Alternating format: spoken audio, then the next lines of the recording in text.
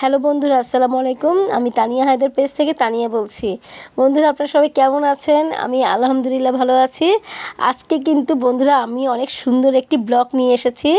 এই ব্লগটা কিন্তু অবশ্যই আপনাদেরকে দেখতে হবে এবং খুবই ভালো লাগবে।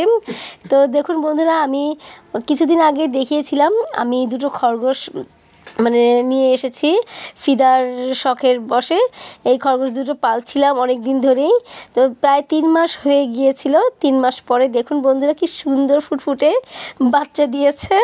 তো আসলে দেখে এতটাই যে আমরা খুশি হয়েছি যে ভিডিও না করে থাকতেই পারছি না।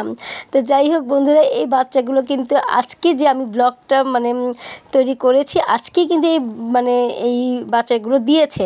তার এই বাচ্চার মাত্র 2 ঘন্টা সময় হয়ে 2 ঘন্টাও না, 1 ঘন্টার মতো সময় গিয়েছে আর কি। তো আমি এই সময় ভিডিওটা করেছি।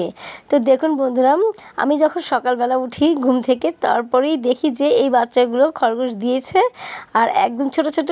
তো এই খাঁচার ভিতর থেকে বের হয়ে আসছে ওরা। তো আমি প্রথমে মনে করেছিলাম যে 3টা বা অথবা 4টা বাচ্চা দিয়েছে, কিন্তু আসলে তা নয়। এখানে বাচ্চা দিয়েছে প্রায় 6টা। তো দেখুন বন্ধুরা কি সুন্দর করে ওরা বসে আছে। আর এই বাচ্চার মাটাকে আমরা বাচ্চার সাথেই রেখেছি। আর তার ছেলেটাকে, যে বাচ্চার বাবা, তাকে আমরা সরিয়ে দিয়েছি। তো এখানে আসলে খাঁচার চারপাশে আমি কাপড় দিয়ে আটকিয়ে দিয়েছি।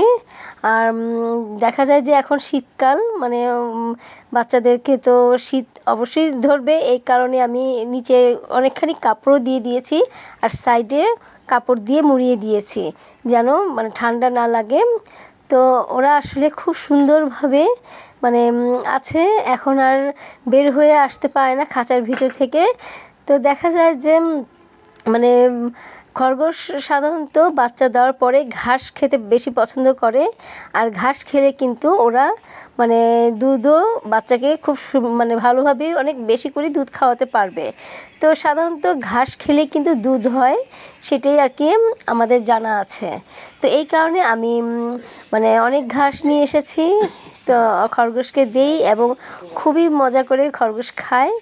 তো দেখুন আসলে দেখতে কিন্তু এতটাই ভালো লাগে যে কি বলবো আপনাদেরকে। অনেকেই আছে আমাদের বাংলাদেশে এবং বাংলাদেশের বাইরে অনেকেই আছে যে খরগোশের বাচ্চা এখনও দেখেন নাই। তো আমি তাদের উদ্দেশ্যে এই ভিডিওটা তৈরি করেছি এবং অবশ্যই আপনারা ভিডিওটা পুরোটাই দেখুন, দেখলে আপনাদের কাছেও ভালো লাগবে। তো আসলে যারা খরগোশ পালছেন, তারা আসলে এই ধরনের যদি কখনো আল্লাহ যদি কখনো বাচ্চা দিয়ে থাকে, তাহলে কিন্তু আপনারা এরকম করেই ওদেরকে দিয়ে দিবেন। ছেলে খরগোশটাকে আলাদা করে দিবেন আর মেয়ে খরগোশটাকে দিয়ে বাচ্চাদেরকে একসাথে করে দিবেন, তাহলে ওরা সুন্দরভাবে দুধ খেতে পারবে আর ওরা বেড়ে উঠবে, আস্তে আস্তে করে বেড়ে উঠবে। তো আমিও তাই করেছি। আর অবশ্যই ঘাস খাওয়াবেন, ঘাস খেলে কিন্তু দুধ বেশি আসে এবং বাচ্চাদেরও কিন্তু খেতে খুবই পুষ্টি পাবে। আর সাধারণত 14 দিন পর্যন্ত